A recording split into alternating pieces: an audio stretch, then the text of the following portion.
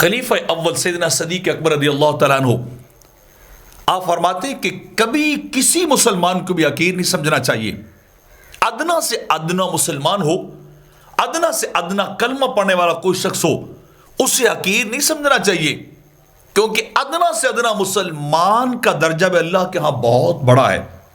اللہ ہر کلمہ گو سے محبت کرتا ہے، اسے پسند کرتا ہے. تو اپنے اندر تکبر نہ بنائیے کہ دوسروں کو حقیر سمجھیے، بلکہ ہر ایک کے ساتھ عاجزی کے ساتھ، انکساری کے ساتھ انسان کو پیش آنا چاہیے. دوسروں کو کبھی انڈر ایسٹیمیٹ نہیں کرنا چاہیے. اور آپ فرماتے ہیں کہ میں تمہیں یہ وصیت کر رہا ہوں کہ خوشی ہو یا غمی ہو، دولت مندی ہو یا تنگ دستی، فقر و فاقہ ہو، کوئی بھی عالم ہو، اپنے رب کو ہر حال میں یاد رکھنا چاہیے. اللہ کی بندگی ہر حال میں کرتے رہنا چاہیے، اس سے ڈرتے رہنا چاہیے.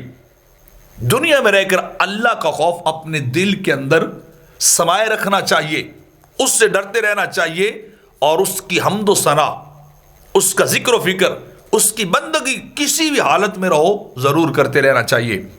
عبادت اللہ کے ضرور کرتے رہو، اور اپنے گناہوں کی معافی بھی مانگتے رہو.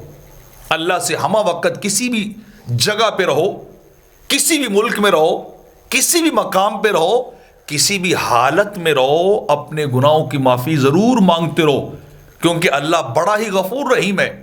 جب تم اپنے گناہوں کی اس سے معافی مانگتے رہو گے، جب تم اپنے لیے بخشش طلب کرتے رہو گے، تو اس کا اپنا دعویٰ ہے کہ اللہ بخشنے والا بھی ہے، رحم کرنے والا ہے. ان اللہ غفور رحیم، اللہ گناہوں کو بخش بھی دیتا ہے، رحمت بھی کر دیتا ہے. تو تم بخشش مانگتے رہو گے تو اللہ یقیناً تمہیں بخشتا رہے گا.